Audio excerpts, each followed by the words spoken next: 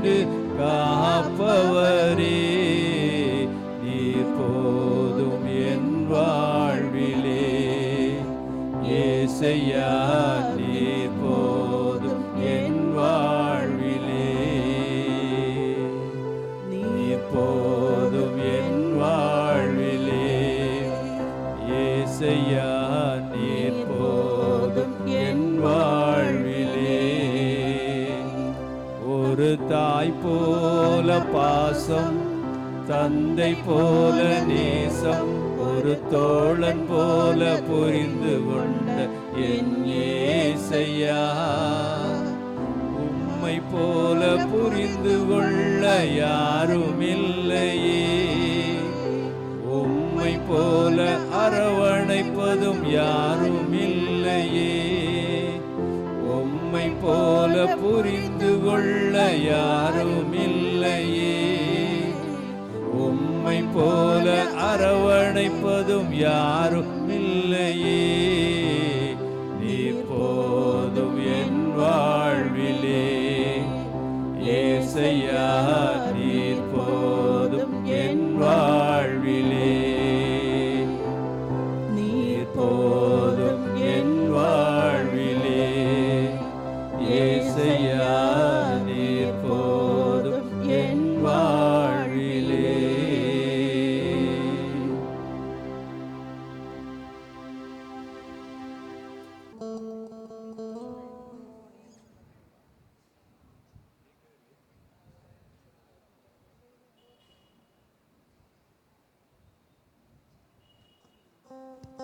அனைவர் முழங்கால் படியிடுவோம். அன்பிற்கு கீதத்தை பாடி ஆண்டவருடைய ஆசீர்வாதத்தை பெற்றுக்கொள்வோம்.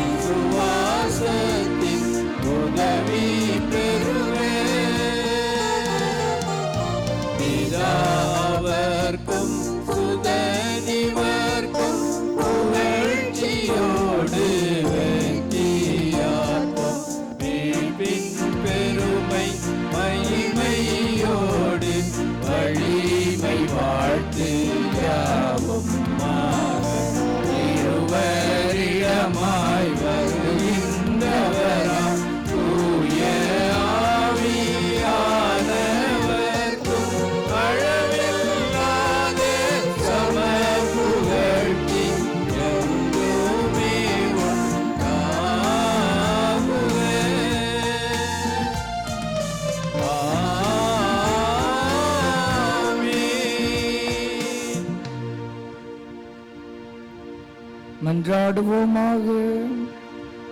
இறைவா, இந்த வியப்புக்குரிய திருவருட்சாதனத்திலே உம்முடைய திருப்பாடுகளின் நினைவை எங்களுக்கு விட்டு சென்று உமது திருவுடல் திருத்தமாகியவற்றின் மறைபொருளை வணங்கும் நாங்கள் உம்முடைய மீட்பின் பலனை இடைவிடாமல் அனுபவிக்க அருள் புரியும். தந்தையாக இறைவனோடு தூய ஆவியாரின் ஒன்றிப்பில் இறைவனாய் என்றென்றும் வாழ்ந்து ஆட்சி செய்கின்ற அவர் வழியாக உம்மை மன்றாடுகின்றோம்.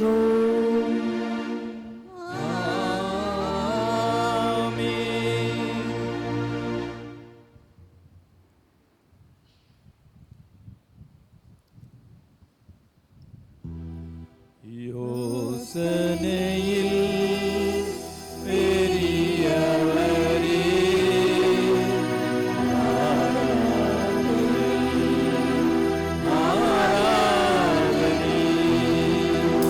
செயல்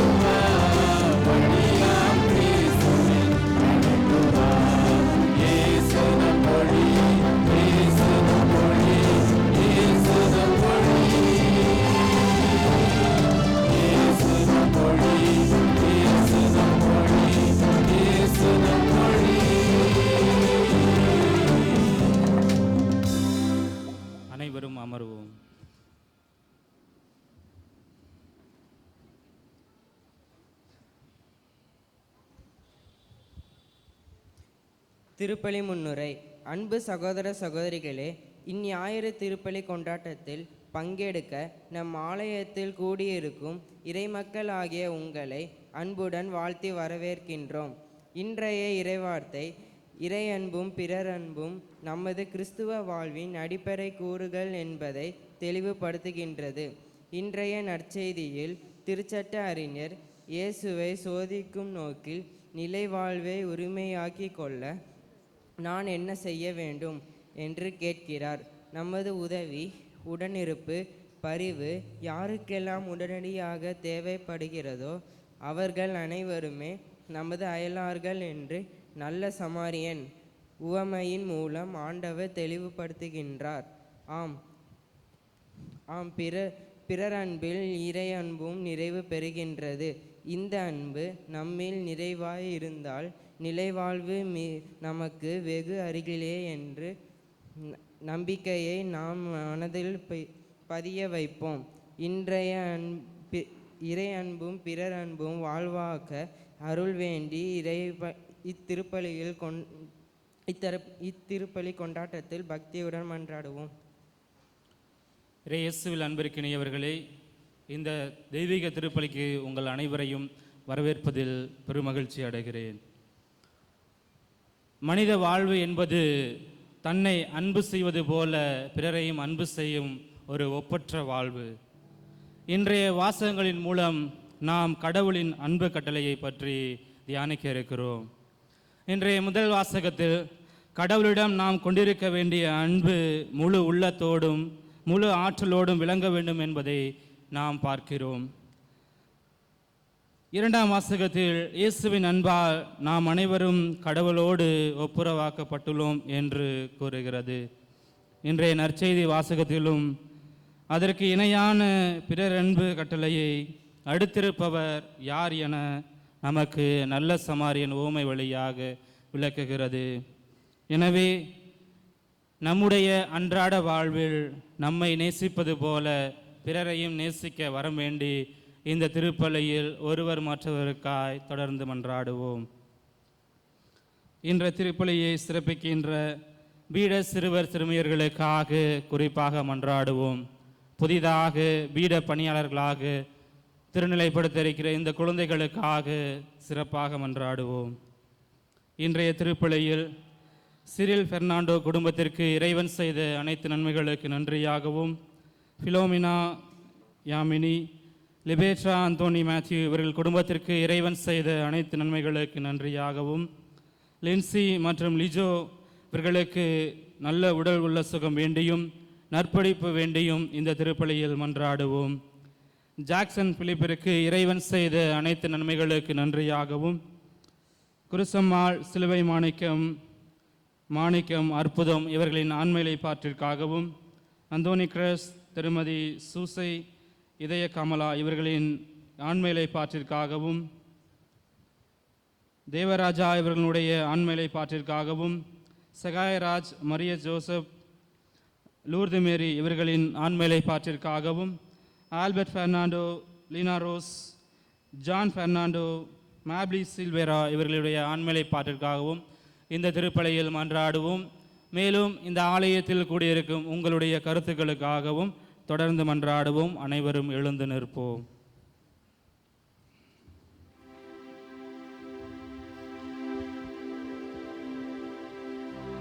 தந்தை மகன் தூய ஆவியானவர் பெயராலே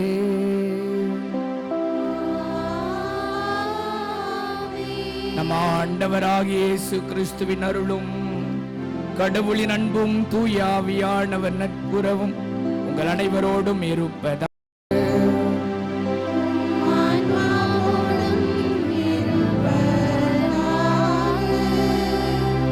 அன்புக்கினியவர்களே, தெய்வீக திருப்பலியை தகுதியோடு கொண்டாட நம்முடைய பலவீனங்களை ஏற்று மனம் வருந்தி மன்னிப்பு கேட்போம்.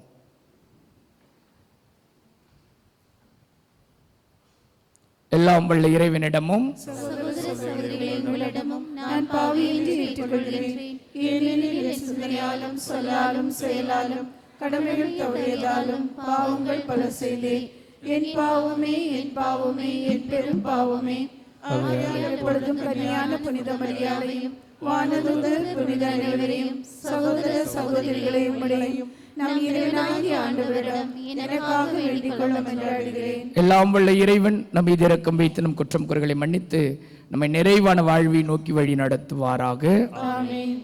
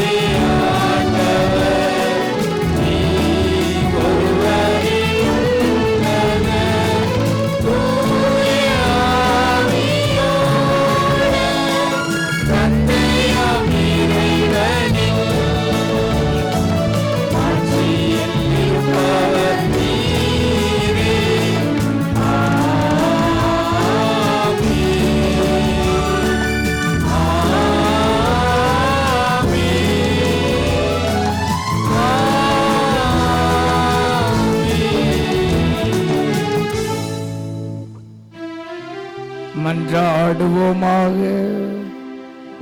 இறைவா, வழித்தவறி நடப்போர் நன்னெறிக்கு திரும்பி வர அவர்களுக்கு உமது உண்மையின் ஒளியை காட்டுகின்றே. கிறிஸ்துவ நம்பிக்கையை கடைபிடிப்போர் அனைவரும் நமது பெயருக்கு பொருந்தாதவற்றை விளக்கவும் ஏற்றவற்றை செயல்படுத்தவும் அருள்வீராக. உம்மோடு இணைந்து ஆட்சி செய்கின்ற எங்கள் ஆண்டவராகிய கிறிஸ்து வழியாக உம்மை மன்றாடுகின்றோம்.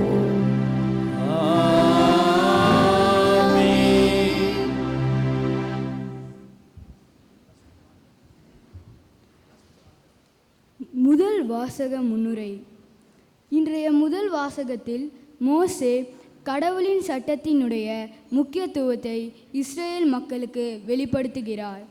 ஆண்டவரின் சட்டத்தை பின்பற்றி ஆண்டவரிடம் திரும்பி வரவேண்டுமெனவும் மற்றும் அதை பின்பற்ற விருப்பமில்லாமல் பல்வேறு வீணான காரணங்களை கூறக்கூடாது என்றும் அறிவுறுத்துகிறார். நாமும் ஆண்டவரின் சட்டத்தை பின்பற்றி நிலைவாழ்வு பெற இன்றைய முதல் வாசகத்திற்கு கவனமுடன் செவிமடுப்போம்.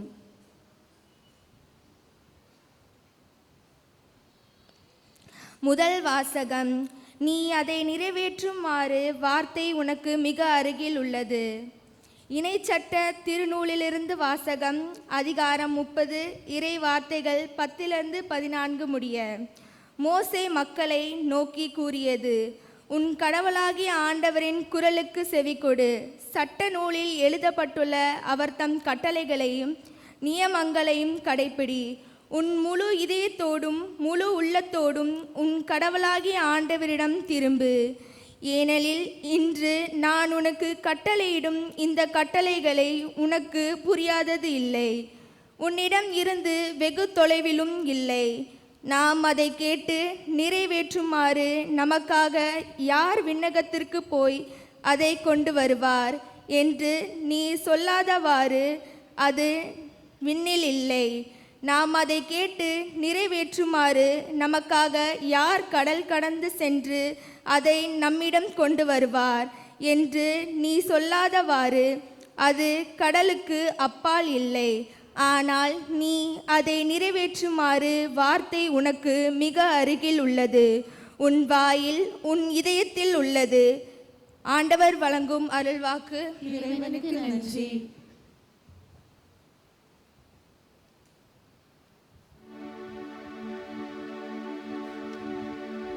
பதிலுரை பாடல். திருப்பாடல் 69. நீங்கள் பாட வேண்டிய பல்லவி. கடவுளை நாடி தேடுவோரே, உங்கள் உள்ளம் ஊக்கமடைவதாக. கடவுளை நாடி தேடுவோரே, உங்கள் உள்ளம்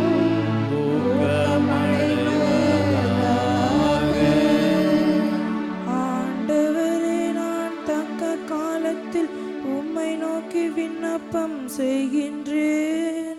கடவுளே, உமது பேரன்பின் பெருக்கினால் எனக்கு பதில் மொழி தாரும்.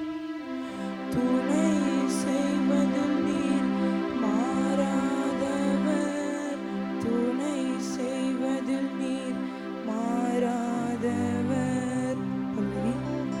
கடவுளை நாடி தேடுவோரே, உங்கள் உள்ளம் ஊக்கமடைவதாக.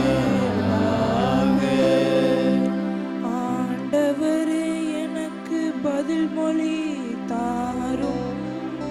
உம் பேரன்பு நன்மை மிக்கது. உமது பேரிரக்கத்தை முன்னிட்டு என்னை நோக்கி திரும்பும். கடவுளை நாடி தேடுவோரே, உங்கள் உள்ளம் ஊக்கமடைவதாக. எளியேன் சிறுமைப்பட்டவன், காயமுற்றவன். கடவுளே, நீர் அருளும் மீட்பு எனக்கு பாதுகாப்பாயிருப்பதாக. கடவுளின் பெயரை நான் பாடி புகழ்வேன்.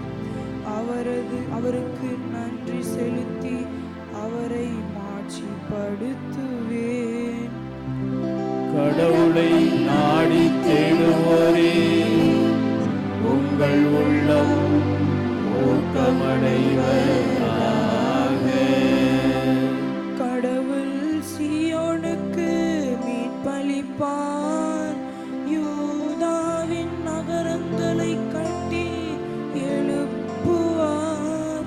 ஆண்டவருடைய அடியாரின் மரபினர் அதை தம் உரிமை சொத்தாக்கிக் கொள்வர்.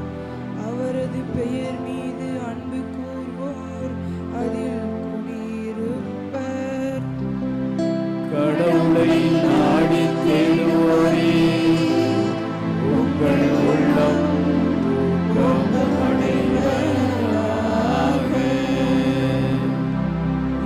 வாசக முன்னுரை. இன்றைய இரண்டாம் வாசகத்தில் கிறிஸ்து தொடக்கம் இல்லாதவர், படைப்பனைத்தையும் முந்தியவர் என்று சொல்லும் திருத்துதர் பவுல் தொடர்ந்து கிறிஸ்துவே திருச்சபையின் தலை என்கிறார். கிறிஸ்து சிந்திய திரு ரத்தத்தின் மூலம் நமக்கு அமைதியை தரும் இறைவன் தன்னோடு நம்மை ஒப்புரவாக்குகின்றார் என்றும் கூறுகிறார். நாமும் இறைவனோடு ஒப்புரவாக இன்றைய இரண்டாம் வாசகத்திற்கு கவனமுடன் செவிகொள்வோம்.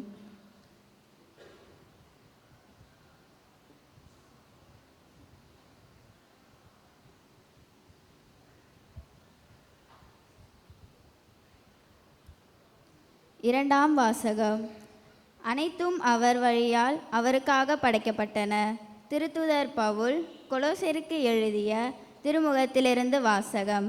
அதிகாரம் 1, இறைவார்த்தைகள் 15 20 முடிய. இயேசு கட்புலனாகாத கடவுளது சாயல். படைப்பு அனைத்திலும் தலைப்பேறு.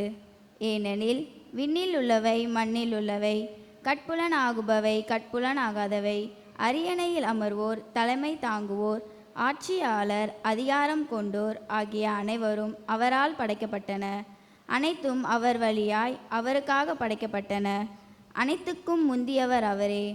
அனைத்தும் அவரோடு இணைந்து நிலை பெறுகின்றன. திருச்சபை ஆகிய உடலுக்கு தலையும் தொடக்கமும் அவரே. எல்லாவற்றிலும் முதன்மை பெறுமாறு இறந்து உயிர்த்தெழுவருள் அவர் தலைப்பேறு ஆனார். தம் முழு நிறைவும் அருளுள் குடிக்கொள்ள கடவுள் திருவுள்ளம் கொண்டார். சிலுவையில் இயேசு சிந்திய இரத்தத்தால் அமைதியை நிலைநாட்டவும் விண்ணில் உள்ளவை மண்ணில் உள்ளவை அனைத்தையும் அவர் வழி தம்மோடு ஒப்புரவாக்கவும் கடவுள் திருவுள்ளம் கொண்டார். ஆண்டவரின் அருள்வாக்கு. இறைவனுக்கு நன்றி. அல்லேலூயா, அல்லேலூயா, அல்லேலூயா, அல்லேலூயா, அல்லேலூயா, அல்லேலூயா. ஆண்டவரே, உம் வார்த்தைகள் வாழ்வு தரும் ஆவியை கொடுக்கின்றன. நிலை வாழ்வு அளிக்கும் வார்த்தைகள் உம்மிடம் தானே உள்ளன. அல்லேலூயா. அல்லேலூயா, அல்லேலூயா, அல்லேலூயா, அல்லேலூயா. ஆண்டவர் உங்களோடு இருப்பாராக. உம் ஆன்மாவோடும் இருப்பாராக. லூக்கா எழுதிய தூய நற்செய்தியிலிருந்து வாசகம். ஆண்டவரே, மாட்சி உமக்கே.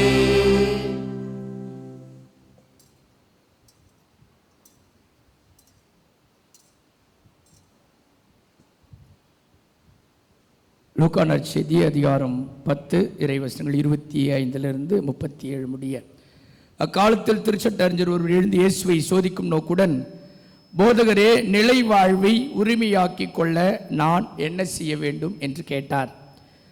அதற்கு இயேசு, திருச்சட்ட நூலில் என்ன எழுதியிருக்கிறது, அதில் என்ன வாசிக்கிறீர் என்றார் என்று அவரிடம் கேட்டார். அவர் மறுமொழியாக, உன் முழு இதயத்தோடும் முழு ஆற்றலோடும் முழு உள்ளத்தோடும் முழு மனதோடும் கடவுளாகிய ஆண்டவரோடும் அன்பு கூறுவாயாக. உன் மீது நீ அன்பு கூறுவது போல உனக்கு அடுத்திருப்போர் மீதும் அன்பு கூறுவாயாக என்று எழுதியுள்ளது என்றார். இயேசு, சரியாய் சொன்னீர், அப்படியே செய்யும், அப்பொழுது வாழ்வீர் என்றார். அவர் தம்மை நேர்மையாளர் என காட்ட விரும்பி, எனக்கு அடுத்திருப்பவர் யார் என்று இயேசுவிடம் கேட்டார். அதற்கு அவர் மறுமொழியாக கூறிய உவமை, ஒருவர் எருசலேமிலிருந்து எரிகோவுக்கு போகும்பொழுது கல்வர்க்கையில் அகப்பட்டார். அவருடைய ஆடைகளை அவர்கள் உரித்து கொண்டு அவரை அடித்து குற்றுயிராய் விட்டு போனார்கள். குரு ஒருவர் தற்செயலாய வழியே வந்தார். அவர் அவரை கடந்தும் மறுபக்கம் விலகி சென்றார். அவரை கண்டதும் மறுபக்கம் விலகி சென்றார். அவ்வாறே லேவியர் ஒருவரும் அவ்விடத்திற்கு வந்து அவரை கண்டதும் மறுபக்கமாக விலகி சென்றார்.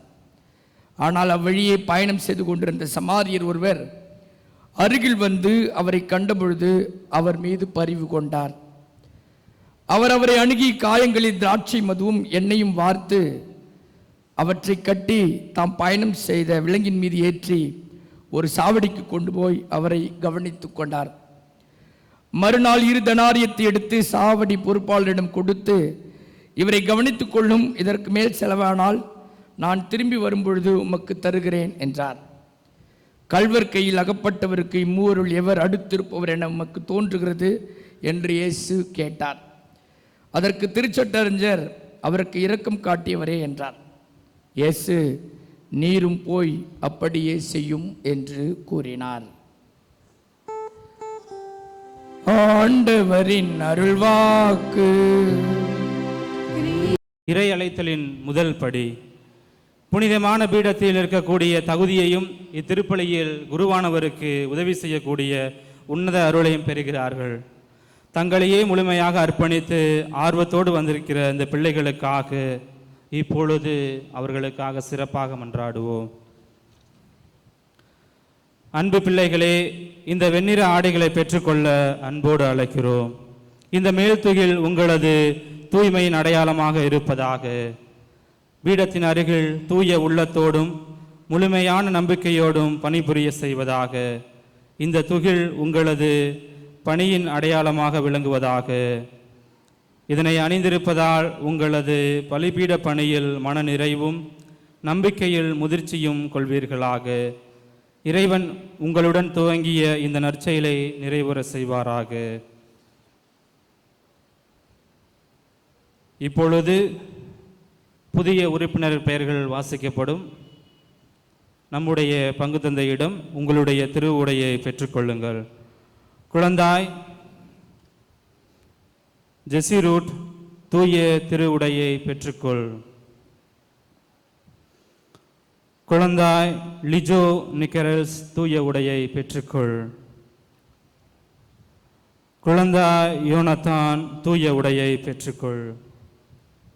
குழந்தாய் தஸ்தேவிஸ், தூய உடையை பெற்றுக்கொள். குழந்தாய் ஆலன் ஜோஸ், தூய உடையை பெற்றுக்கொள். குழந்தாய் ஷிமேகா, தூய உடையை பெற்றுக்கொள். குழந்தாய் மரியசியா செபஸ்னா, தூய உடையை பெற்றுக்கொள். குழந்தாய் அதிசயா, தூய உடையை பெற்றுக்கொள். குழந்தாய் லூர்து அனிசியா, திருவுடையை பெற்றுக்கொள்.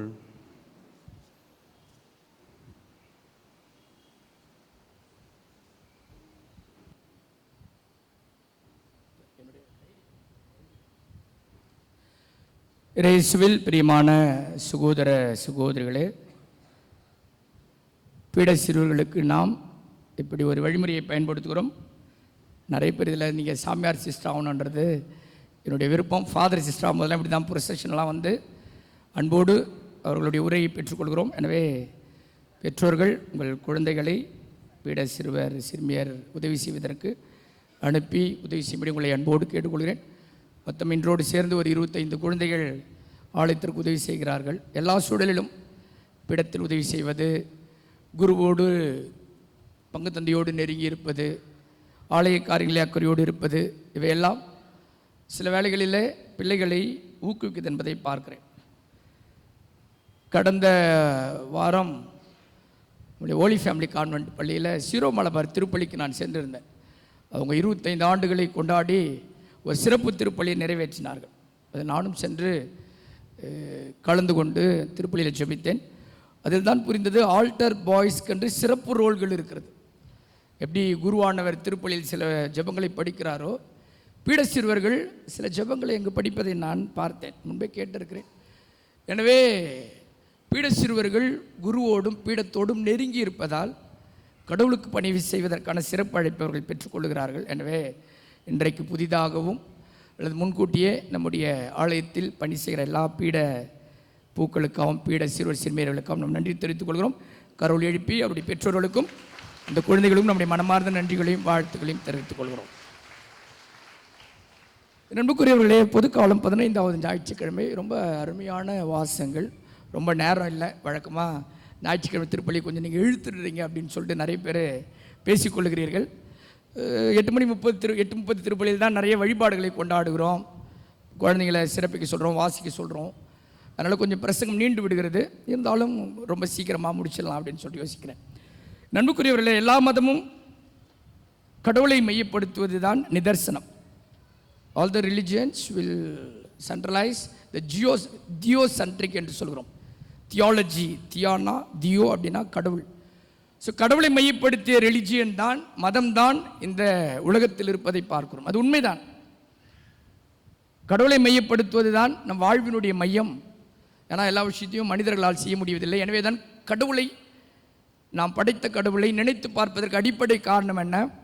there is something out of our control. ஒரு சில விஷயங்கள் மனித ஆளுமைக்குள் இல்லை. எவ்வளோ டெக்னாலஜி வளர்ந்துருச்சு. இன்றைக்கெல்லாம் ஆர்டிஃபிஷியல் இன்டெலிஜென்ஸ், ஏஐ பிள்ளைங்க படிக்க ஆரம்பிச்சிட்டாங்க. வீடியோஸ்லாம் பார்த்தீங்கன்னா ஏசுநாதரே நடந்து வராரு. நீங்கள் பார்த்தீங்கன்னா ஏசுநாதர் ஒரு அந்த உடம்பு சரியில்லாத கை பிடிச்சி கூட்டு போவார், ஏசுநாதரே பூசை வைப்பார், மாதா வந்து பாட்டு பாடுவாங்க. ஸோ நிறைய இன்றைக்கு இந்த ஆர்டிஃபிஷியல் இன்டெலிஜென்ஸ் ரொம்ப வளர்ந்து வருகிறது. எதை வேண்டுமெல்லாம் செய்யலாம் என்கிற நிலை உயர்ந்து வருகிற வேளையில் சில விஷயங்கள் மனிதனுக்கு அப்பாற்பட்டது. நீங்கள் நான் ஏற்றுக்கொண்டு தான் ஆக வேண்டும். எல்லாவற்றையும் மனித கட்டுப்பாட்டுக்குள் கொண்டு வர முடிவதில்லை. எல்லாத்தையும் புரிஞ்சுக்கணும் அப்படின்னு நினைக்கிறோம், பட் வாய்ப்பு இல்லை. எல்லாம் என்னுடைய கண்ட்ரோலுக்குள், என்னுடைய ஆளுமைக்குள் வரணும்னு நினைக்கிறோம், வாய்ப்பு இல்லை. சில விஷயங்கள் அவுட் ஆஃப் ஹியூமன் கண்ட்ரோல், மனிதனுடைய கட்டுப்பாட்டிற்கு மீறி போனது. நிறைய விஷயங்களை சொல்லினே இருக்கலாம். கொரோனா வந்தது, எவ்வளவோ மெடிசனில் அட்வான்ஸ்டாக இருந்தோம், பட் சில உயிர்களை நம்மால் காப்பாற்ற முடியவில்லை. நம்மளுடைய கண்ட்ரோலில் அது இல்லை. இப்போது கடந்த மாதம் அகமதாபாத்தில் நடந்த நம்முடைய விமான விபத்து எவ்வளோ அட்வான்ஸ்டாக இன்றைக்கு யோசிக்கிறோம். மேலே பறக்கிறோம், தண்ணிக்குள்ளே போய் வீடை கட்டுறோம், தண்ணிக்குள்ளே ட்ரெயின் போகுது. சில டைமில் நம்ம மெட்ரோ ட்ரெயின்லாம் நினச்சி பார்த்தா கூட ஆச்சரியமாக இருக்கிறது. எப்படி உள்ளவே தோண்டி ஒரு ரூட்டை போட்டு ட்ரெயினில் அனுப்புகிறாங்க. ஸோ இப்படி சில விஷயங்கள் அதிகமான வளர்ச்சிக்கு உட்பட்டாலும் கடவுள் ஒருவர் நம்மை விட மேலோங்கி இருப்பதை நாம் நினைவு கூற வேண்டும். குறிப்பாக இந்த யூத சமூகம் அதைத்தான் செய்தது. யூதர்களை பொறுத்தவரை கடவுள்தான் மையம், சட்டம்தான் மையம். கடவுளையும் சட்டத்தையும் மீறுகிறவர்கள் பாவிகள், அவர்கள் கடவுளுக்கு ஏற்புடையவர்களாக இல்லை என்பதை முன்குறித்து வைத்தது. இயேசு கிறிஸ்து யூத சமூகத்தில் பிறக்கிறார். நான் அடிக்கடி சொல்கிறேன், கிறிஸ்துவ சமூகம் யூத சமூகத்திலிருந்து ஊற்றெடுக்கிறது. எனவே யூதத்துக்குரிய சில விஷயங்கள் நாம் இன்னும் இருக்க பிடித்து கொண்டிருக்கிறோம். கிறிஸ்து இந்த உலகத்திற்கு வந்து யூதராக பிறந்து யூதராக வளர்ந்து தனக்கென்று ஒரு இயக்கத்தை உருவாக்குகிறார். இயேசுனுடைய இயக்கத்திற்கும் மற்ற மதத்திற்கும் சற்று வேறுபாடுகள் உண்டு. எனவே தான் துவக்க நூலிலே, துவக்க காலங்களிலே, திருத்துதர் பணியிலே வாசிக்கிறோம், ஏராளமானவர்கள் கிறிஸ்துவை பின்பற்றுகிறார்கள், ஏராளமானவர்கள் கிறிஸ்துவத்தை நாடி வருகிறார்கள். அதற்கு சில வேறுபாடுகள் உண்டு. கடவுளை மையப்படுத்த வேண்டிய மிக கட்டாயத்திற்குள் நீங்களும் நானும் இருக்கிறோம், அவசியம். தியோசென்ட்ரிக் என்கிறோம். கடவுளை மையப்படுத்திய வாழ்வு இன்றைக்கு மிக மிக முக்கியம். இயேசுவினுடைய வாழ்வு சற்று வேறுபட்டு இருப்பதை பார்க்கிறோம். கடவுளை மையப்படுத்திய அதே கடவுள் சக மனிதர்களை மையப்படுத்துவதை பார்க்கிறோம். ஸோ இயேசுவினுடைய தியாலஜி கான்செப்ட் என்ன அப்படின்னு பார்த்தீங்கன்னா, there is always move from theocentric to anthropocentric என்று பார்க்கிறோம். இயேசுவினுடைய சித்தாந்தம் என்ன அப்படின்னா, கடவுளை மையப்படுத்தியதோடு மட்டும் நின்று விடாமல் சக மனிதர்களை ஆந்த்ரோபோசென்ட்ரிக் என்று சொல்லுகிறோம். சக மனிதர்களை மையப்படுத்துகிற மிகப்பெரிய ஒரு இயக்கத்தை அவர் உருவாக்கினார். இறைவனை மட்டும் நம்பினால் போதும், கடவுளை மட்டும் அன்பு செய்தால் போதும், சட்டங்களை மட்டும் பின்பற்றினால் போதும், மினிமமான தேவையை செய்தால் போதும், நமக்கு இறையாட்சி இருக்கிறது, ஆண்டவர் நம்மோடு இருக்கிறார் என்பதை சற்று மாற்றி இறைவனை அன்பு செய்வதோடு நீங்கள் அயலாரை கண்டிப்பாக அன்பு செய்ய வேண்டும், அதுதான் முழுமை என்பதை இயேசு இன்றைக்கு வெளிப்படுத்துகிறார். பவுலுடையார் வாழ்க்கையில் கூட இன்றைக்கு கொலோசியருக்கு எழுதிய கடிதத்தில் பார்க்கிறோம், கடவுள் தான் நம் வாழ்வினுடைய எல்லாம் என்று சொல்கிறார். இயேசு கிறிஸ்து முதலாவதாக முதன்மையானவராக இருக்கிறார். படித்தவர்கள், படிக்காதவர்கள், பொருளாதாரம் இருக்கிறவர்கள், பொருளாதாரம் இல்லாதவர்கள், அடிமைகள், உரிமை குடிமக்கள் எல்லோரும் கடவுளுடைய ஆளுமைக்கு உட்பட்டவர்கள். நீங்கள் எவ்வளோ பெரிய வசதியாக இருந்தாலும் கடவுளுடைய ஆளுமைக்கு நீங்கள் கீழ் இருக்கிறீர்கள் என்று சொல்லுகிறார். இன்றைக்கு 2வது வாசகத்திலே படித்தோம். அப்படி கடவுளை முன்னிறுத்துகிற பவுல், இனி வாழ்வது நான் அல்ல, என்னில் கிறிஸ்து வாழ்கிறார், நான் மறு கிறிஸ்துவாக வாழ வேண்டும், என்னில் இயேசு இருக்கிறார், கடவுள் என் வாழ்வினுடைய உச்சம், இயேசுவின் பொருட்டு அனைத்துமே நான் குப்பை என கருதுகிறேன் என்று கூறிய பவுல் அதோடு மட்டும் அவர் வாழ்வை நின்று விடவில்லை. அவருடைய கடிதங்களை எல்லாம் நீங்கள் படிக்கிற பொழுது எவ்வாறு தன்னுடைய உடன் பணியாளர்களுக்கு, சந்திக்கிற மனிதர்களுக்கு எவ்வாறு அவர் மதிப்பளிக்கிறார், எவ்வாறு அவரை அன்பு செய்கிறார், எவ்வாறு அவர்களும் முக்கியம் என்பதை வலியுறுத்துகிறார் என்பதை அவருடைய கடிதங்களிலே நீங்கள் படிக்கிற பொழுது பார்ப்பீர்கள். எனவே கடவுளுக்கு முக்கியத்துவம் கொடுக்கிற ஒரு நபர் கண்டிப்பாக சக மனிதருக்கு முக்கியத்துவம் கொடுப்பார் என்பதை பார்க்கிறோம். பழைய ஏற்பாட்டில் இருந்த மேல்வரி சட்டமாக இருக்கிற எல்லாவற்றுக்கும் மேலாக கடவுளை நேசிப்பதும் தன்னைத்தானே நேசிப்பதை போல அடுத்திருக்கிறவர்களை நேசிப்பதும் நமக்கு மேல்வரி சட்டமாக இன்றளவு கொடுக்கப்படுகிறது. கடவுளை நேசிப்பதில் நமக்கு ஒரு பிரச்சனையும் இல்லை. எல்லா மதமும் கடவுளை நேசிக்க சொல்லுகிறது. எல்லோரும் கடவுளை நேசிக்கிறார்கள். அதோடு நிறைவடைந்து விட்டது என நினைக்கிறோம். இயேசு கடவுளின் நீட்சியாக இருக்கிற, கடவுளுடைய பிம்பமாக இருக்கிற, கடவுளுடைய உருவமாக இருக்கிற மனிதர்களை நீங்கள் அன்பு செய்யவில்லை என்றால், நீங்கள் கடவுளையே அன்பு செய்தாலும் கூட அது ஒரு வேளைகளில் உங்களுக்கு பயனில்லாமல் போய்விடும் என்பதை மீண்டும் மீண்டுமாக வலியுறுத்துகிறார். எனவே இறைவனை அன்பு செய்வதும் அயலாரை அன்பு செய்வதும் வேற வேற கம்பார்ட்மெண்ட் இல்லை, ட்ரெயினில் இருக்கிற வேற வேற ட்ராக் இல்லை, இரண்டும் இணைந்தே செல்லுகிற நிலை. யார் ஒருவர் தன்னை முழுவதுமாக கடவுளுக்கு பயந்து அஞ்சி நடந்து கடவுளுக்கு ஏற்புடைய வாழ்கிறாரோ அவர் கண்டிப்பாக சக மனிதர்களை அன்பு செய்வதிலே அதிக அக்கறை கொள்வார் என்று பார்க்கிறோம். அன்புக்குரியவர்கள், இன்றைக்கு நற்செய்தி ரொம்ப அழகாக ஏராளமான விஷயங்களை பற்றி பேசலாம். ஒரு குற்றுயிராய் கிடக்கிற மனிதரை பார்த்து குருவும் அந்த பக்கமாக வந்த லேவியரும் மறுபக்கம் திரும்பி செல்கிறார். அதுக்கு காரணம் இருக்கிறது. யூத சமூகத்திலிருந்து ஊற்றெடுக்கிறவர்கள் இருவரும், குருவும் சரி லேவியரும் சரி, ஏன் அந்த மனிதருக்கு உதவாமல் போகிறார்கள்? அதற்கு மதம்தான் காரணம்.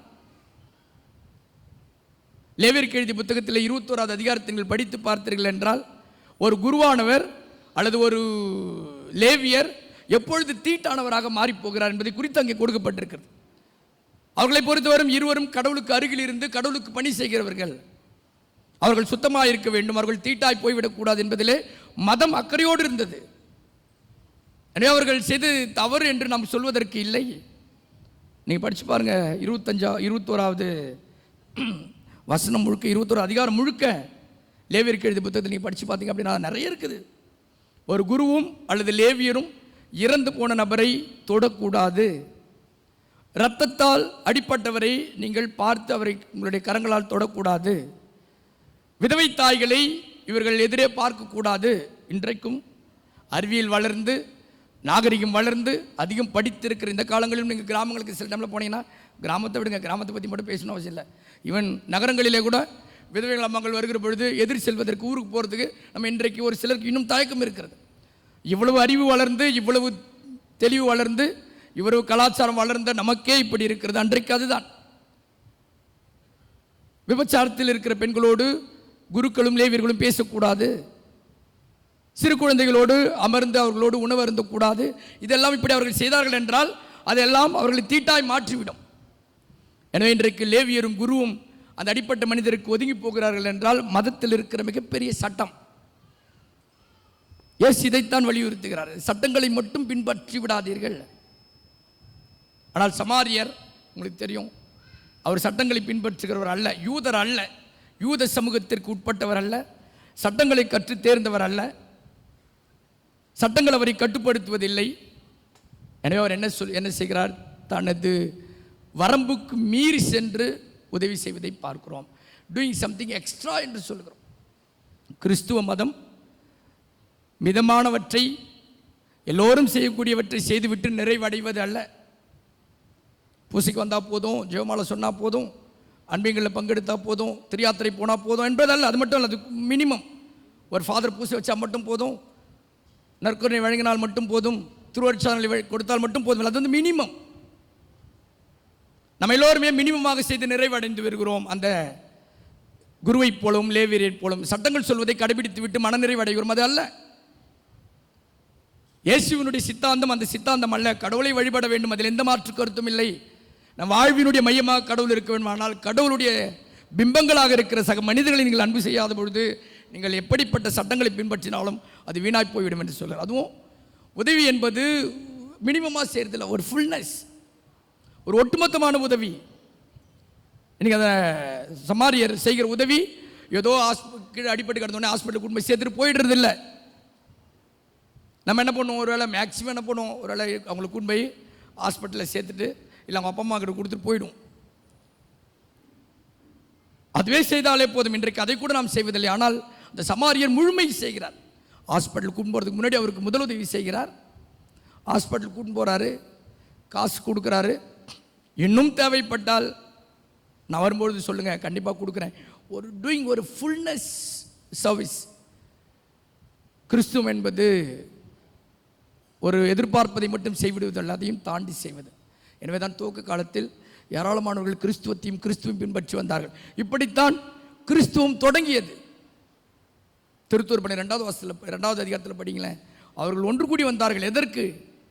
அப்பம் பிடுவதிலும் நட்புறவிலும் ஒன்றித்து வாழ்வதிலும் அவர்களுடன் வந்தார்கள். இப்படித்தான் கிறிஸ்துவம் உருவானது. ஒரு அமைப்பாக ஊற்றெடுத்தது. இன்றைக்கு ஒரு இன்ஸ்டிடியூஷனாக மாறிடுச்சுன்னு சொல்கிறாங்க. It was a moment, then it has become an institution. இன்ஸ்டிடியூஷனாக ரூல்ஸ் அண்ட் ரெகுலேஷன்ஸ் இருக்கும். ஃபாதர்னா இப்படி இருக்கணும், பூசை எப்படி வைக்கணும், இப்படி வாழணும், போப்பு இருப்பார், அதுக்கு எல்லா மக்கள் இருப்பார்கள், இப்படி என்று ஒரு ஒரு ஒரு நிலையை உருவாக்கி விட்டோம். இயேசு உருவாக்குகிற பொழுது அப்படி அல்ல. எல்லோரையும் அன்பு செய்து வாழ்வது என்பதுதான் இயேசுனுடைய மிகப்பெரிய சித்தாந்தமாக இருந்தது. அதைத்தான் துவக்க காலத்தில் நம்முடைய மூதாதையர்கள் வாழ்ந்தார்கள். அதைத்தான் இயேசு வாழ அழைப்பெடுக்கிறார். கிறிஸ்தவம் மற்ற சமயங்களிலிருந்து வேறுபடுகிறது என்றால், சற்று வித்தியாசம் இருக்கிறது என்றால், கடவுளை நேசிக்க மட்டும் இயேசு சொல்லித்தரவில்லை. கடவுளை முன்னிறுத்த வேண்டும் என்று மட்டும் சொல்லித்தரவில்லை. அது நமக்கு அவசியம், தேவை. என்றால் மனித பலவீனம், மனிதன் கட்டுப்பாட்டுக்குள் சில விஷயங்கள் இருப்பதில்லை. இறைவன் நமக்கு வேண்டும். அதையும் தாண்டி துவக்க நூலிலே 1வது அதிகாரம் 27வது வசனத்தில் படிப்பதைப் போல கடவுள் இந்த மனிதர்களை படைக்கிற பொழுது தனது உருவிலும் சாயலிலும் படைக்கிறார். எனவே உருவிலும் சாயலிலும் படைக்கப்பட்டிருக்கிற இந்த சக மனிதர்களை அன்பு செய்வதன் வழியாகத்தான் நீங்கள் கடவுளை அன்பு செய்ய முடியும். யாக்கோபு தன்னுடைய கடிதத்தில் மிக அழகாய் சொல்லுகிறார், காணுகிற சகோதர நீங்கள் அன்பு செய்ய முடியாத பொழுது காண முடியாத கடவுளை நான் அன்பு செய்கிறேன் என்று நீங்கள் சொன்னீர்கள் என்றால் நீங்கள் பொய்யராய் போய் விடுகிறீர்கள். எனவே இறைவனுடைய சித்தாந்தம், இயேசுனுடைய சித்தாந்தம் மனிதனிலிருந்து ஊற்றெடுக்கிறது. மனித மாண்பை நீங்கள் தூக்கி பிடிக்கிற பொழுது இறை மாண்பு தானாய் நிமிர்ந்து நிற்கிறது. மனிதர்களை நீங்கள் பார்த்து கொள்ளுகிற பொழுது இறைவனுடைய பேருக்கு உங்களை சூழ்ந்து கொள்ளுகிறது. எனவே இறைவனையும் அயலாரையும் அன்பு செய்து வாழ்வதற்கான வரத்தை வேண்டும். கிறிஸ்துவத்தின் தனித்துவம் கடவுளையை இருக பற்றி கொள்வதைப் போல எனக்கு அடுத்திருப்பவர்களையும் பார்த்து கொள்ளுகிற மிகப்பெரிய பொறுப்பு நமக்கு உண்டு என்பதை தொடர்ந்து வலியுறுத்தி வருவதை நாம் பார்க்கிறோம். எழுந்து நின்று விசுவாசத்தை அறிக்கையிடுவோம்.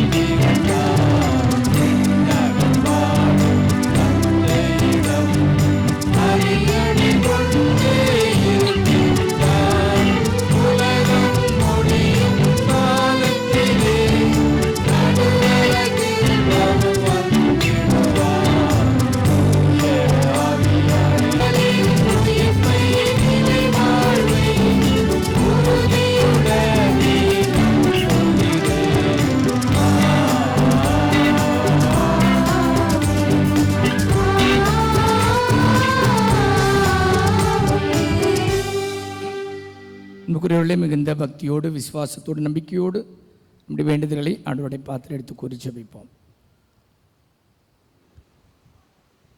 இல்லாமல்ல இறைவா எங்கள் மன்றாட்டை கேட்டருளும். இல்லாமல்ல இறைவா எங்கள் மன்றாட்டை கேட்டருளும். எங்கள் திருத்தந்தை, ஆயர்கள், குருக்கள், துறவியர், பொதுநிலையினர் அனைவரையும் உம் பாதம் சமர்ப்பிக்கின்றோம். இவர்கள் அனைவரையும் நல்லாயனாம் இயேசுவை பின்பற்றி சமாதானத்தின் தூதுவர்களாகவும் அன்பின் சாட்சிகளாகவும் நீதியின் கருவிகளாகவும் வாழ வரமருள வேண்டுமென்று இறைவா உம்மை மன்றாடுகிறோம். எல்லாம் வல்ல இறைவா, எங்கள் மன்றாட்டை கேட்டருளும். மகத்துவமிக்க எம் இறைவா, எங்கள் நாட்டு தலைவர்கள் சுயநலமற்ற சேவைகளில் ஈடுபடவும் மக்களின் குறை தீர்த்து நல்லாட்சி தந்திடவும் மக்களின் வாழ்வாதாரம் உயர்ந்திட தேவையான ஞானத்தையும் உறுதியையும் அளித்திட வேண்டுமென்று இறைவா உம்மை மன்றாடுகிறோம். எல்லாம் வல்ல இறைவா, எங்கள் மன்றாட்டை கேட்டருளும். படைப்பின் பரம்பொருளே எம்மிறைவா, தியாகத்தின் பள்ளி திருப்பள்ளியில் உம்மோடு நெருங்கியிருக்கும் பீடா சிறார்களாகிய எங்களை ஆசிர்வதியும். நாங்கள் தேவபயத்தோடு வாழ்ந்து இறை அன்பு பணிகளில் ஈடுபட்டு பிறரன்பு நிலைநாட்ட வருமல்ல வேண்டுமென்று இறைவா உம்மை மன்றாடுகிறோம். எல்லாம் வல்ல இறைவா, எங்கள் மன்றாட்டை கேட்டருளும். எங்கள் குடும்பத்தின் தலைவரே எம்மிறைவா, கிறிஸ்துவின் வார்த்தைகளை செவிக்கு உணவாக உட்கொண்ட நாங்கள் மேன்மேலும் அவராகவே மாறச் செய்தருளும். கிறிஸ்துவின் மனநிலையை நாங்கள் ஏமாற்றிக் கொண்டு ஒருவரை ஒருவர் ஏற்று ஒன்றிணைந்து வாழ அருள் வேண்டி இறைவா உம்மை மன்றாடுகிறோம். எல்லாம் வல்ல இறைவா, எங்கள் மன்றாட்டை கேட்டருளும். நம்முடைய தனிப்பட்ட தேவைகளை மௌனமாக ஆண்டவருடைய பாத்திரம் எடுத்து குறித்து வைப்போம்.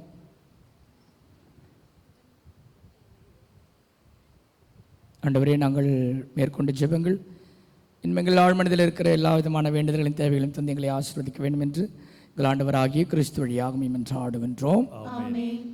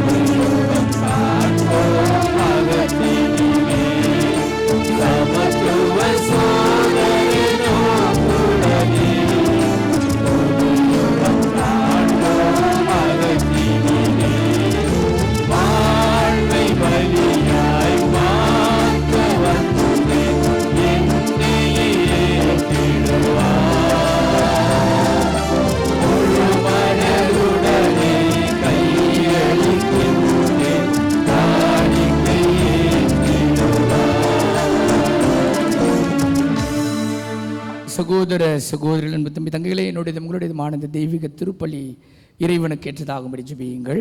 ஆண்டவர் தம் திருப்பெயரின் புகழ்ச்சிக்காகவும் ஆட்சிக்காகவும் நமது நன்மைக்காகவும் புனித திருவிழா அனைத்து நன்மைக்காகவும் உமது கையிட்டு இப்பலியை ஏற்றுக்கொள்வாராக.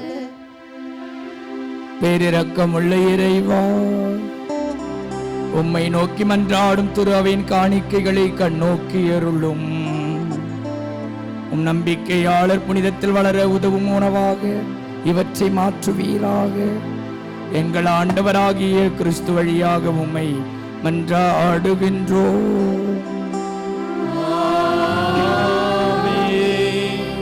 ஆண்டவர் உங்களோடு இருப்பாராக.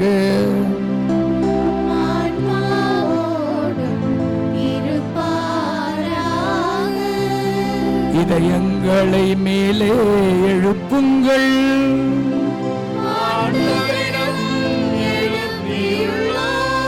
நம் இறைவனாகிய ஆண்டவருக்கு நன்றி கூறுவோம்.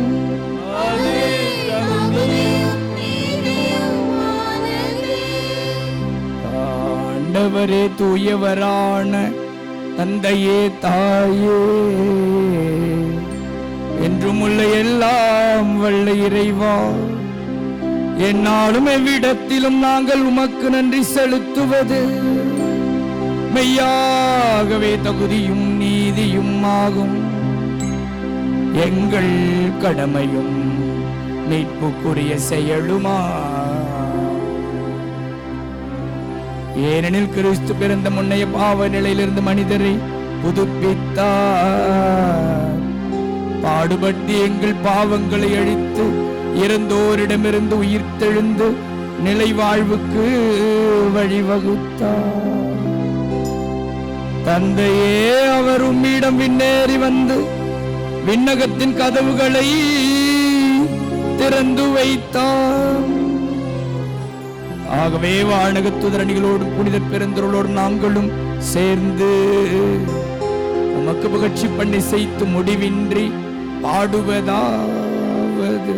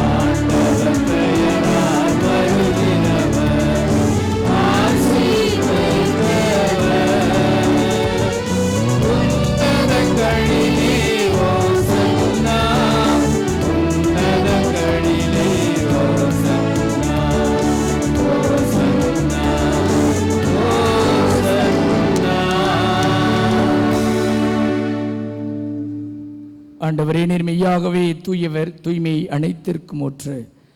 ஆகவே உம்முடைய ஆவியை பொழிந்து காணிக்கைகளை தூய்மைப்படுத்துமை வேண்டுகிறோம். இவ்வாறு எங்கள் ஆண்டவர் இயேசு கிறிஸ்துவின் உடலும் இரத்தமுமாக இவை எங்களுக்கு மாறுவனவாக. அவர் பாடுபட உளம் கணிந்து தம்மை கையளித்த பொழுது அப்பத்தை எடுத்து நன்றி செலுத்தி அதை பிட்டு தம் சீடர்களுக்கு அளித்து இயேசு கூறியதாவது: அனைவரும் இதிலிருந்து பெற்று உண்ணுங்கள், எனது உங்களுக்காக கையளிக்கப்படும் என் உடல்.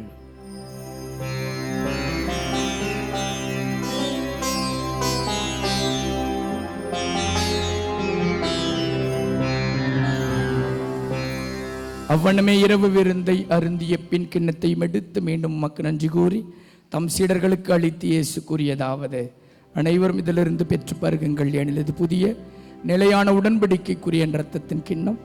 இது பாவ மன்னிப்புக்கென்று உங்களுக்காகவும் பலருக்காகவும் சிந்தப்படும். இதை நினைவாக செய்யுங்கள்.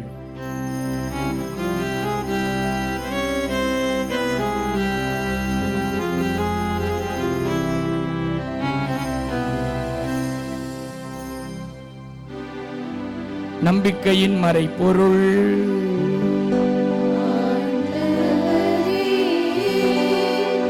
நீர் வருமளவும்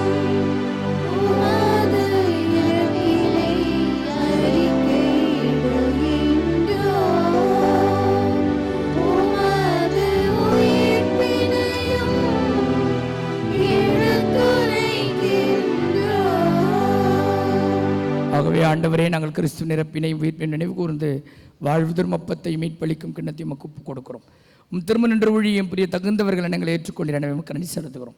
மேலும் கிறிஸ்துவின் உடலிலும் இரத்தத்திலும் பங்கும் எங்களை தூய ஆவியார் உண்டு சேர்க்க வேண்டும் என நம்மை தாழ்மையுடன் ஆடுகின்றோம்.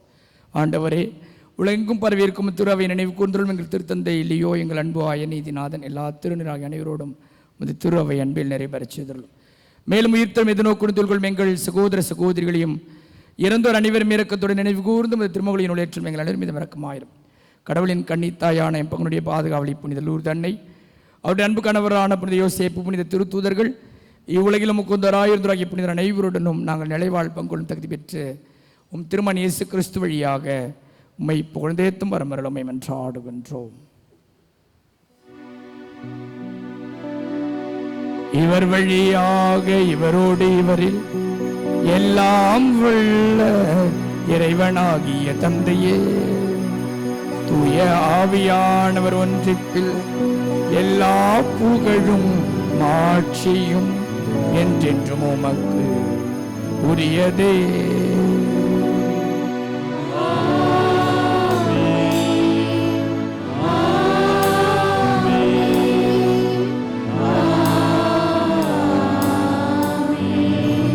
மீட்பரின் கட்டளையால் கற்பிக்கப்பட்டு இறைப்படிப்பினையால் பயிற்சி பெற்ற நாம் துணிந்து பாடுவோம்.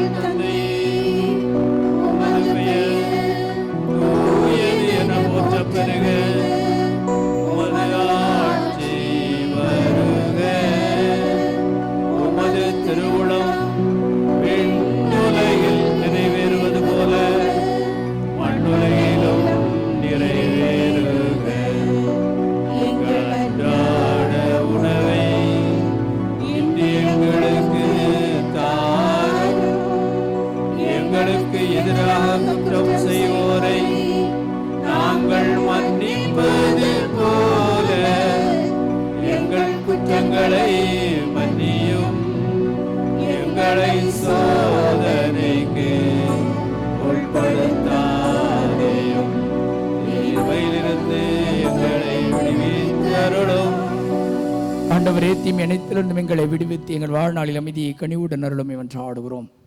இந்த பேரிரக்கத்தின் உதவியால் நாங்கள் பாவத்திலிருந்து எப்பொழுதும் விடுதலை பெற்று யாதொரு கலகம் நிரளமாயிருப்போமாக. நாங்கள் எது நோக்கி இருக்கும் என்பதற்காகவும் மீட்பராக இயேசு கிறிஸ்துவின் வருகைக்காகவும் காத்திருக்கின்றோம். ஆண்டவரே இயேசு கிறிஸ்துவை, அமைதி உங்களுக்கு விட்டு செல்கிறேன், அமைதி உங்களுக்கு அளிக்கிறேன் என்றும் திருத்துதர்களுக்கும் விழுந்தீரே. எங்கள் பாவங்கள் பலவீனங்களை பாராமல் திருச்சபை நம்பிக்கை மட்டுமே கண்ணோக்கி உமது திருவுளத்திற்கு ஏற்ப அதற்கு அமைதியையும் ஒற்றுமையும் அளித்தருள்வீராக. என்றென்றும் வாழ்ந்து ஆட்சி செய்கின்றவர் நீரே. ஆண்டவருடைய அன்பும் சமாதானமும் மகிழ்ச்சியும் உங்கள் அனைவரோடும் இருப்பதாக. ஒருவருக்கொருவர் ஆண்டவருடைய அன்பையும் அமைதியையும் அறிவித்து மகிழ்வோம்.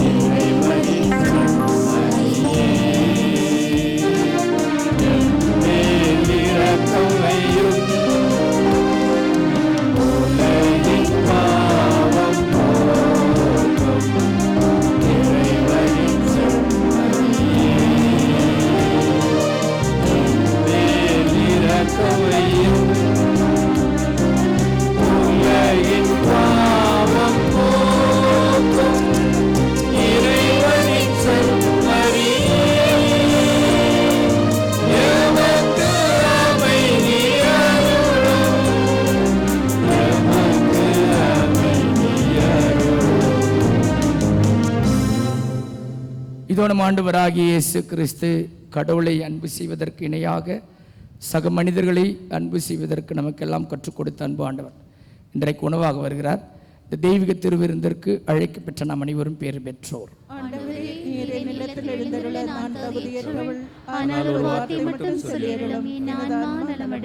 கிறிஸ்துவின் திருவுடன் துரத்தன்மை காத்து நிலை வாழ்வளிப்பதாக.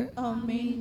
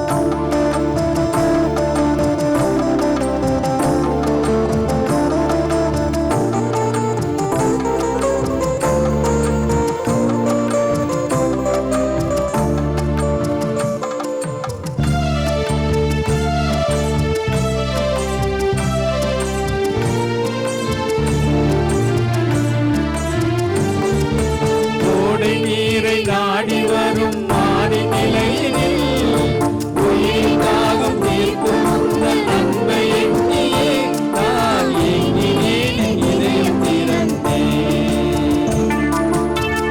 இனிமை சேர்த்திடவா இயேசுவே உம் பாதம் தொடர்ந்திடவே ஆற்றலை அளித்திடவா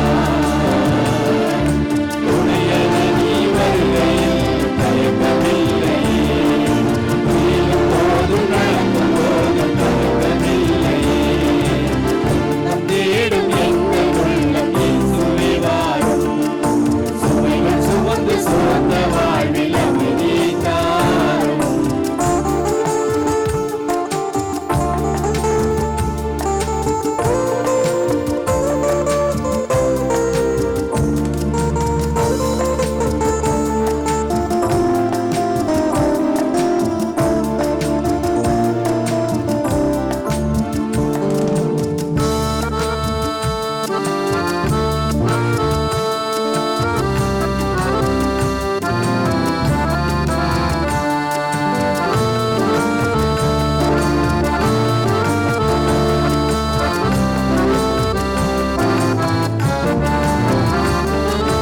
அமைதி உன்னில் காணும்போது வசந்தம் மலருதே அன்பில் இணைந்து வாழும்போது நிறைவு நெஞ்சிலே நான் தேடினேன் உன் வரவில் மகிழ்ந்தேன்.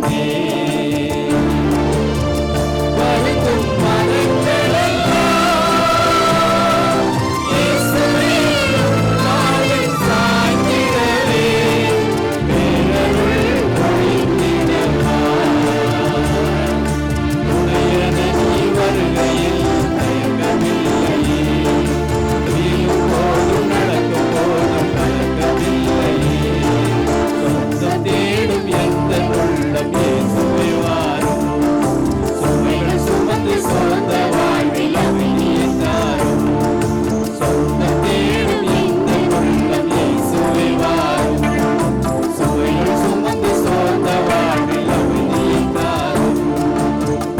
உணவாய் வந்த தெய்வமே என் உணவை பகிர்ந்திடு உறவில் நானும் வளர்ந்திட உன் அருளை பொழிந்திடு சொந்தம் தேடும் எந்த உள்ளம் இயேசுவே வாரும் சுமைகள் சுமந்து சொந்த வாழ்வில் அமைதியை தாரும்.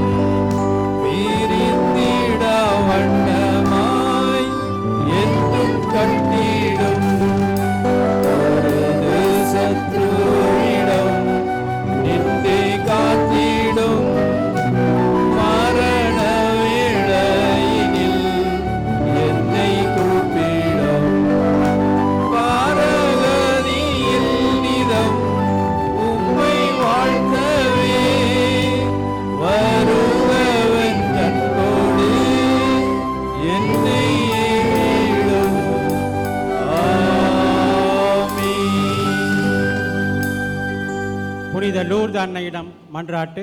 மகிமினிறை லூர்து அன்னையே, அமலா உற்பவியே, இரக்கத்தின் தாயே, உடல்நலமற்றோருக்கு ஆரோக்கியமே, பாவிகளின் அடைக்கலமே, தேரூரின் ஆறுதலே, உம்மை தேடி வந்தேன். என்மேல் மனமிறங்கும். என் தேவைகள், தொல்லைகள், துன்பங்கள் எல்லாம் உமக்கு தெரியும். உம்மிடம் நம்பிக்கையோடு வந்தவர்கள் உடல் உள்ள நலம் பெற்றுள்ளனர். இந்த நம்பிக்கையோடு தாயன்போடு கூடிய உமது பரிந்துரைக்காக நான் வந்துள்ளேன். என் விண்ணப்பங்களை கேட்டு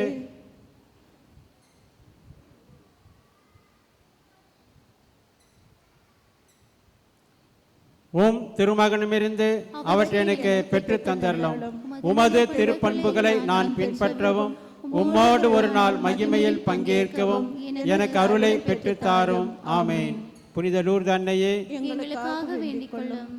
அன்புக்குரியவர்களே, அனைவரும் வந்து கொள்வோம். அன்பு பீட சிறுவர் சிறுமியர் இந்த வருடமும் கடந்த வருடம் உதவி செய்கிறவர்கள் பீடத்திற்கு முன் வரும்படி அன்போடு கேட்டுக்கொள்கிறேன். இந்த அருமையான குழுவை எல்லாம் ஒருங்கிணைக்கிற சுபல்டா அவர்களுக்கு நம்முடைய நன்றி தெரிவித்துக் கொள்கிறோம். சிறப்பாக இந்த ஆண்டு இந்த பீட சிறுவரெல்லாம் முன்னாடி வாங்க. தமிழ் புரியலையா? இதே கொஞ்சம் உதவி செய்யலாம். சீக்கிரம் வா, நீங்கள் வரணும்னு சொல்ல நான் பேசினுக்கிறேன். வா, குட்டீஸ்லாம் கொஞ்சம் தள்ளி இல்லை, குட்டீஸ்லாம் அவங்க தள்ளி உட்கார சொல்லு, பின்னாடி உட்காரா. நுக்கர்வுகளே, இந்த வருடத்தில் இந்த குழந்தைகளை பொறுப்பேற்று வழிநடத்திருக்கிற அதற்குள்ளான பொறுப்பாளர்கள் 3 பேர். தலைவர் மரிய ரிஷோன், அவரை அன்போடு வாழ்த்துக்கிறோம். நம்முடைய பிரதர் அருட்சகோதரர் அவர்கள் அவருக்கு தன்னுடைய அடையாள அட்டையை பொருத்தி மகிழ்வார். மரிய ரிஷோன் தலைவராகவும் செயலர் ஆந்தனி ஜெனிஸ் அவர்கள் செயலராகவும் இருந்து இந்த ஆண்டு வழி நடத்துவார்கள். பொருளாளராக நான் பொருள் இதுன்னு நினைக்காதீங்க, இருக்கிற பொருளாளராக அருமை தங்கை சங்கீதா அவர்கள் குழுவை வழி நடத்துவார். மரிய ரிஷான், ஆந்தனி ஜெனிஸ், சங்கீதா, மற்ற உறுப்பினர்கள் எல்லோருக்கும் மனமார்ந்த நன்றிகள். அவர்களை வழிநடத்துகிற சுபல்டா அவர்களுக்கும் இந்த தெய்வீக திருப்பலியை ஒருங்கிணைத்த நம்ம அன்பு குழந்தைகளுக்கு கரவொலி எழுப்பி நம்முடைய வாழ்த்துக்களையும் அன்பையும் பாராட்டுகளையும் நாம் இந்த வழியில் தெரிவித்துக் கொள்கிறோம். அவர்கள் இப்பொழுது ஒரு சிறிய உறுதிமொழி எடுத்துக்கொண்டு அவர்களுக்கு ஒரு சிறிய அன்பளிப்பு கொடுக்கிறோம். பிறகு எல்லா குழந்தைகளும் உணவருந்து செல்லும்படி அன்போடு கேட்டுக்கொள்கிறேன். வாசிங்க. உறுதிமொழி எல்லாம் இல்லை.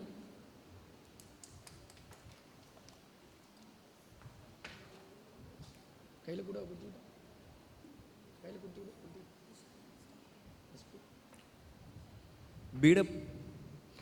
அவர் அண்ணன் சொல்கிறத திருப்பி சொல்லுங்கண்ணா. ஓகே, கையை நெஞ்சில் வை, ரைட் கையை.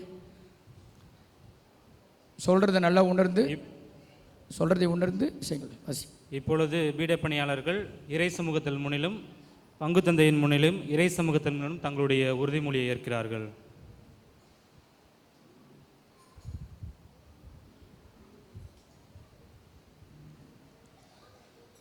ஆண்டவரின் பலிபீடத்தில்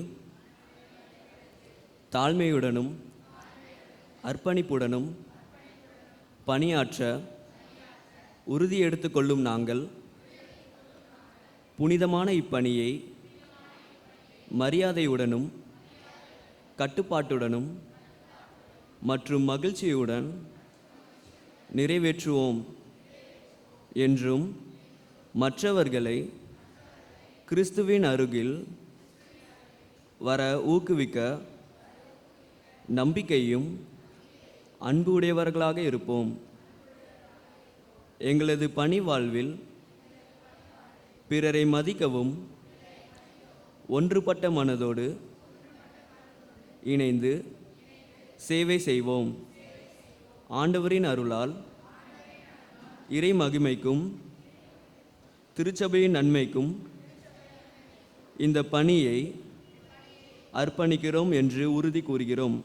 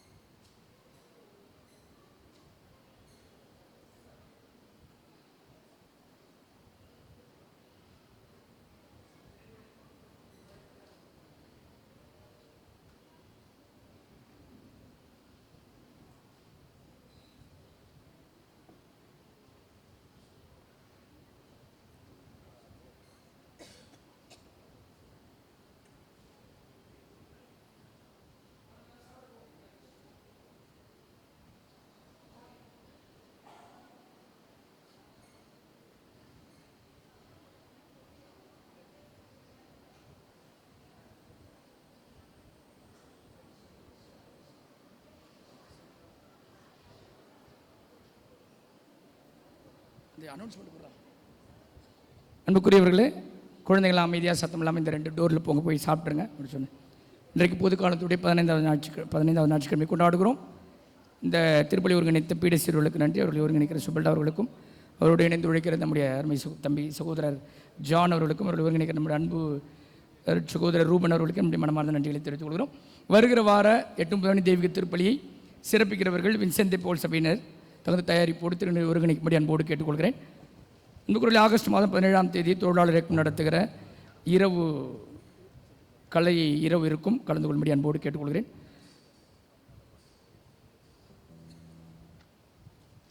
செப்டம்பர் மாதம் 17ஆம் தேதி விசித்திர விளையாட்டு விழா நாம் கொண்டாடுகிறோம். டோக்கன்களை பெற்றுக்கொள்ளும்படி அன்போடு கேட்டுக்கொள்ளும் தொடர்ந்து நான் அறிவுறுத்தி வருகிறேன். எனவே தயவுசெய்து இந்த வினோத விளையாட்டிற்கு அன்றைக்குரிய நாளுக்கான டோக்கன்களை பெற்று செல்லும்படி அன்போடு கேட்டுக்கொள்கிறேன். மாதா டிவிக்கான சந்தாதாரர்கள் திரு பால்ராஜ் அவர்கள் வெளியில் இருப்பார். சந்தாதாரர்கள் அவரை சந்தித்து மாதா டிவிக்கான சந்தாவை கொடுத்து உதவும்படி அன்போடு நான் கேட்டுக்கொள்கிறேன். இன்றைக்கான அன்பு கூட்டங்கள் ஆரோக்கிய மாத அன்பு கூட்டம், லூர்து மாத அன்பு கூட்டங்களும், புனித சூசேப்பர் அன்பு கூட்டங்கள் நடைபெறுகிறது. அதற்கான விலாசங்கள் அறிவிப்பு பலகையிலே போட்டுக்கிறோம். கலந்து கொள்ளும்படி உங்களை அன்போடு கேட்டுக்கொள்கிறேன். அன்புக்குரியவர்களை, கடந்த ஞாயிறு சிறப்பு காணிக்கை எடுத்தோம். சிறப்பு காணிக்கையாக உங்களுடைய அன்பும் உங்களுடைய பேருதவிக்கும் நன்றி. 1,91,623 ரூபாய் உங்களுடைய தாராள உள்ளத்திற்கும் தாராள அன்புக்கும் நன்றி. கரங்களை தட்டி நம்முடைய அன்பையும் வாழ்த்துக்களையும் தெரிவித்துக் கொள்கிறேன். தொடர்ந்து நீங்கள் என்னுடன் இருந்து உதவி செய்கிறீர்கள். அதற்காக நமக்கு நன்றிகளையும் வாழ்த்துக்களையும் நான் அன்போடு தெரிவித்துக் கொள்கிறேன். அன்புக்குறையில் வருகிற 26ஆம் தேதி நமது சுவைக்கின் அந்நாள் இயேசுனுடைய தாத்தா பாட்டிகளுடைய பெருவிழாவை கொண்டாடுவோம், காட் பேரண்ட்ஸ். அதனால் வருகிற 27ஆம் தேதி நடக்கிற தெய்வீக திருப்பலி கிராண்ட் பேரண்ட்ஸுக்கான சிறப்பு திருப்பலியாக அமையும். ஒருவேளை தாத்தா பாட்டிகளுக்கான யாரெல்லாம் தாத்தா பாட்டியாக இருக்கீங்களோ, ஒருவேளை உங்கள் பிள்ளைகளை பெற்றிருந்தால் நீங்கள் எல்லாம் தாத்தா பாட்டிகளாக ஆவீர்கள். அவர்களுக்கான சிறப்பு திருப்பலி ஒருங்கிணைக்கிறோம் 27ஆம் தேதி. எனவே அன்றைய நாளில் நடக்கிற எல்லா தெய்வீக திருப்பலிலும் உங்களுடைய தாத்தா பாட்டிகளோடு பேரப்பிள்ளைகளோடு நீங்கள் பவனியிலும் கலந்து கொள்ளலாம், தெய்வீக திருப்பலியிலும் கலந்து கொள்ளலாம். எனவே அந்த நாள் சிறப்பு நாளாக அவர்களுக்காக கொண்டாடுகிறோம். உதவி செய்யும்படி அன்போடு கேட்டுக்கொள்கிறோம். திருப்பலிக்கு நிறைவுக்கு பிறகு தொழிலாளர் இயக்க கூட்டமானது நடைபெறுகிறது. கலந்து கொள்ள உங்களை அன்போடு கேட்டுக்கொள்கிறேன். அன்புக்குரியவர்களே, மரியாதை பற்றியான ஒரு ஆன்லைன் வகுப்புகள் வேளாங்கண்ணி மாதா ஆலயத்திலிருந்து அவர்கள் வெளியிடுகிறார்கள். அதற்கான படிவங்கள் நீங்கள் செல்கிற பொழுது பெற்று செல்லும்படி அன்போடு கேட்டுக்கொள்கிறேன். யாராவது மாதாவை பற்றி படிக்க விரும்புகிறீர்கள், அதில் கலந்து கொண்டு அன்னை பற்றிய சிறப்பு ஆசிரியர் பெற உங்களை அன்போடு நான் கேட்டுக்கொள்கிறேன். திருப்பலி முடிந்தவுடன் தொழிலாளர் இயக்கத்திற்கான கூட்டம் நடைபெறும். அனைவரும் எழுந்து நிற்போம். இருஜபத்திற்காக எழுந்து நிற்போம். நன்றி கூறி மன்றாடுவோமாக. ஆண்டவரே, உம்முடைய கொடைகளை பெற்றுக்கொண்டு நாங்கள் உம்மை வேண்டுகின்றோம். இவ்வாறு மறை நிகழ்வுகள் நாங்கள் அடிக்கடி பங்கேற்பதால் அவற்றின் மீட்பளிக்கும் பயன் எங்களில் வளர செய்வீராக. எங்கள் ஆண்டவராகிய கிறிஸ்து வழியாக உம்மை மன்றாடுகின்றோம். ஆண்டவர் உங்களோடு இருப்பாராக. ஆன்மாவோடும் இருப்பாராக. எல்லாம் வல்ல இறைவன் தந்தை, மகன், தூயாவி உங்களை ஆசீர்வதிப்பாராக. இறையன்பிலும் பிறரன்பிலும் வாழ சென்று வாருங்கள். திருப்பலி நிறைவடைந்தது.